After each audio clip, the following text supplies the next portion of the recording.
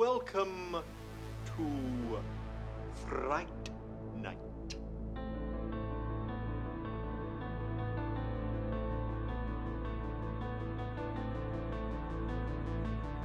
Hi, I'm Chucky, and I'm your friend to the end.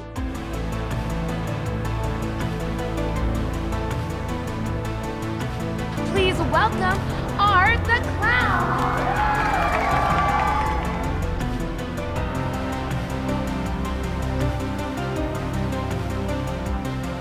We can defeat death. We can achieve every doctor's dream. You'll be famous.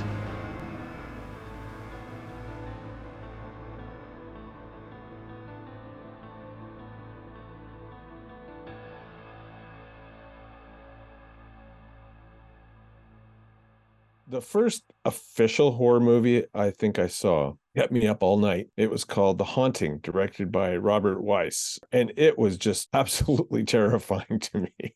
It was actually, I don't think it was meant for my age. I was probably like 7 when I saw it. And it was just too much. What was so horrific about that horror movie is what you didn't see. It's what was suggested. One afternoon in the summer, I think I was like 7, maybe 8 years old. And we walked over to the local theater to see a triple feature, a matinee. And it was 3 classic pictures: The Time Machine, Mysterious Island, and Journey to the Center of the Earth. And I was just mesmerized. I would later find out what in particular spoke to me was the music that set the mood and the tone for those movies. And my mother had just bought a spinet piano, and she fancied that she would take piano lessons, and she never really followed up on it. And you couldn't take me away from that piano. And prior to this, I've always loved music. There was a TV series that was composed by John Williams, a young John Williams. And we had this little reel-to-reel tape recorder, and I used to commandeer it. And when I heard something interesting on that television show, I would turn it on and then turn it off. You know, because there was only so much, it had, like, the reels were this big. So you're lucky if you can record 4 to 5 minutes of music. I got, a little cocky, and I was able, with people that I knew that were working at the Walt Disney Company, to start getting on the ground floor of this thing called cable television, right? They had the Disney Channel. So I did on-air promotions, and then finally they got the opportunity to do the Wonderful World of Disney theme. That was one of their assignments, and it wasn't easy, because even let me tell you something about this business. At any given time, you can be thrown under the bus. So in other words, if it's advantageous for them not to have me involved, they will pretend, oh, I don't know this guy. Whatever it is. It doesn't have to be even with music. It could be a video editor. It could be a cinematographer. It could be anything. So anyway, so it was kind of like that. And I said, no, you have to let me audition for this. And I had this tape that I did. I basically hired a really good orchestra to play like a suite for orchestra that I wrote. Very derivative piece of music, but it's like something that a producer and a director can say, oh, okay, so you can do professional stuff. So that was the only reason why they let me even audition. So I auditioned, and I got the assignment.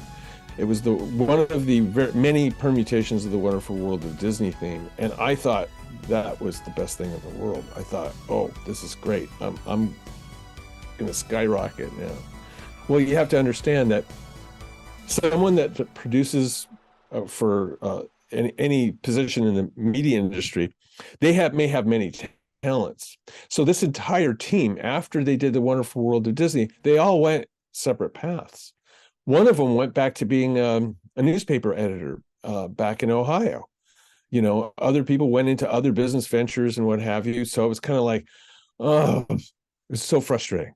It was very, very frustrating. So those connections that you make are very, very important. So, and when someone goes on to a different life path, sometimes you have to get to know a very good population of people that you will work with. So luckily for me, there was someone that I worked with that also worked at the Disney company that knew the Kyoto brothers, creators of Killer Clowns from Outer Space. And he said, listen, I know you're too serious of a composer to do this, but I just thought I'd mention it to you. I have some very good friends. They just finished working with Tim Burton, and they're doing this crazy movie, something like The Invasion of Alien Clowns or something like that. I don't know. And I said, oh my goodness. Someone made a movie for me.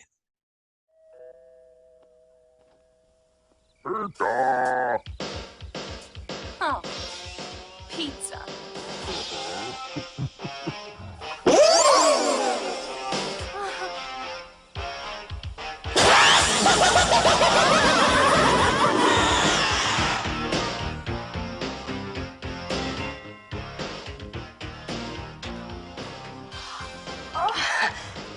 For me? Oh, Jim. Is this from you? Oh. So I picked what I call a keystone moment in the film where I can do music that will basically establish, it's not just a scene, like a killer clown kills someone, something like that, or the killer clown shows up at the grocery store or something like that. No, it wasn't that. It was the scene where the kids enter, they talk about, being in the circus tent, they get chased by clowns. Out, we get to, the audience gets introduced to clowns, the fact that this circus tent is not a circus tent, it's actually a spaceship, and then the clowns converge on the town. So I did a piece of music, it was like 4 some odd minutes, that was the basis. It was almost like a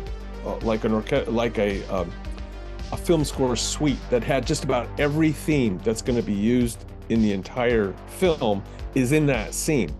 And to my surprise and delight, everyone across the board picked up on that. They said, okay, this guy he's basically established the tone of the movie. We liked it very much. The Kyoto Brothers told everyone, we don't want our film to sound like other horror movies that have been released. And they named movies, and I'm not going to name the names. Some of them have numbers in them. One of the first things they told me was, listen, we love classic monster movies. They're from the Bronx, New York, so they have a Bronx accent. I was born in New York. I lived in Brooklyn for a while, but I spent most of my life in California.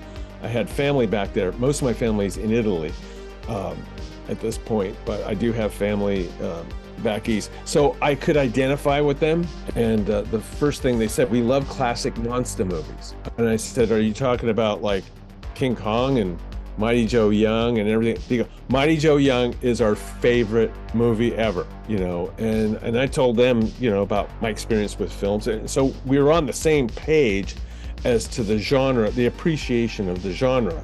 Now that doesn't mean just because there's music that I really love, but I don't write it, I don't produce it.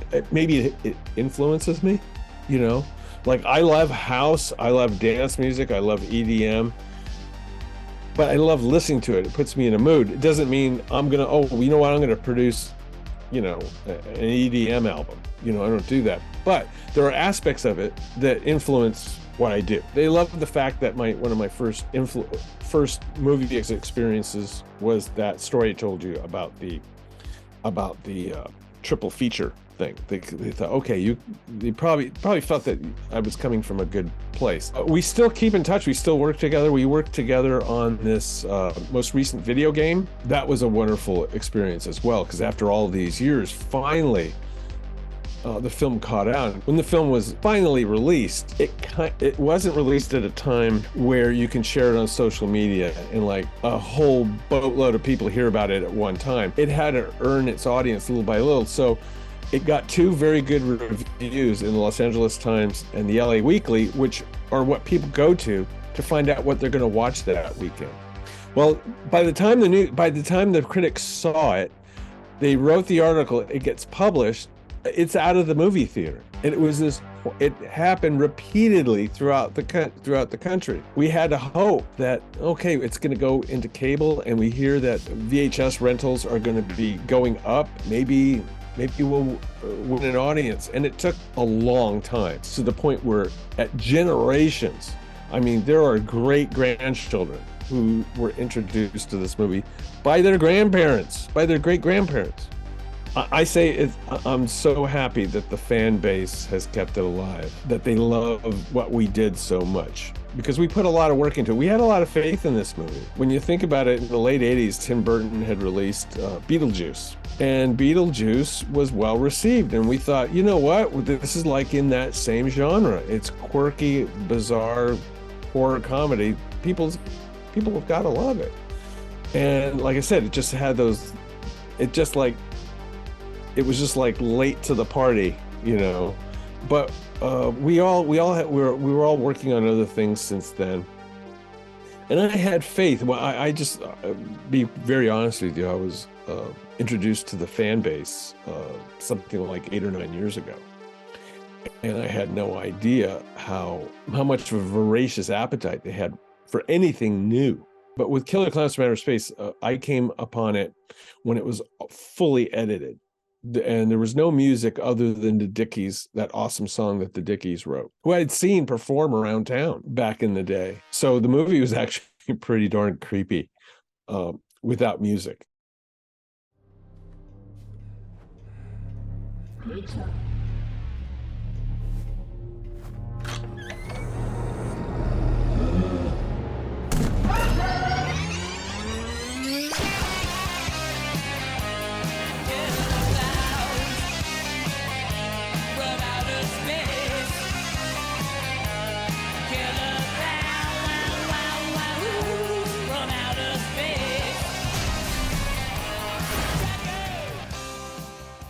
October of last year, so it was more than a year ago, I was contacted. And as the story goes, I was at the Kyoto Brothers studio for something else completely unrelated. And I'm waiting in their lounge area, and Edward Kyoto comes in the room, and I'm looking at my phone. I go, Edward, are we working on a video game? And he looked at me as if like, I don't know. Because I just got a call saying I got to have my agent call them. I mean, I got a message, an email saying I have to have my agent contact them if I'm interested in working on it. And they didn't say anything until I signed my paperwork. Then they talked about it. We're in very good hands. Everyone's so enthusiastic about this game. All the people involved in the production of the game itself, the code writing, everything, just like myself and the Kyoto Brothers and the fans, realize that the fans have been waiting for years, just literally starving. And it was such a wonderful experience that I worked on it for 6 months, and I had a blast every day working on it. The film I worked on only for 6 weeks. Have you heard about this? Do you know any? Were you guys involved in it? Because they were really worried that we wouldn't be involved. Like someone was doing it without us being involved. I go, no, it's gonna be. You're gonna really love it. They really did a wonderful job. I met a YouTube influencer that kind of gave me a tour and brought me in. They had I can't say it's an attraction, but they have these things at, and I just discovered, I'd just been introduced, at Halloween Horror Nights, there's like a house, like a haunted house. Then they have these scare zones that are themed for basic movies and what have you. And it's supposed to be a transitional area so that when you're walking from one area of the park to the other, from one attraction to another, you pass this scare zone, and it's kind of amusing. You pass through it. Well, they had something called the Killer Clown Scare Zone, and people were not walking past. They were staying there, ordering food and drinks, because they were playing my music. The clowns were dancing, chasing after people, doing little pantomimes of various scenes throughout the movie, and people were just having an incredible time. And I said, and I actually like that almost better than a haunted house, because everyone was like just having fun. Little kids were dancing, and people were dancing and having so much fun. That's what led me to believe that there's really something I can reach out to the audience with, something And luckily I have the support of MGM, who owns the property, to do all this. I've always felt that since I met the fan base, they've always deserved something. And if I can create something, I created a live to film concert that we gave at the 30th anniversary, where I had a 40-piece orchestra, live orchestra. We performed live with the Dickies, with the film being projected. We had a 1,000-seat capacity theater that was full of a bunch of Killer Clowns fans that couldn't be happier. Half the people were dressed in costume. We had balloon folders and performers and cosplayers. It was a surreal event. If you ever talk to the Kyoto brothers, especially Steve Kyoto, he has some fond memories of that. We had most of the cast there. Steve directed a little pantomime between the two lead actors. Suzanne Snyder and Grant Kramer reenacted the scene where they found the cocoon, and there was music behind it. It was just delightful. We had a nice Q&A, and it was delightful. It was delightful. And we were setting up to do another series of concerts, and then COVID hit. So we're back into it now. And the fueled by the video game enthusiasm, I think we have opportunity to do some really awesome events for the, between the game and the film and new music that I did for the game. I can't wait to share it with the fans.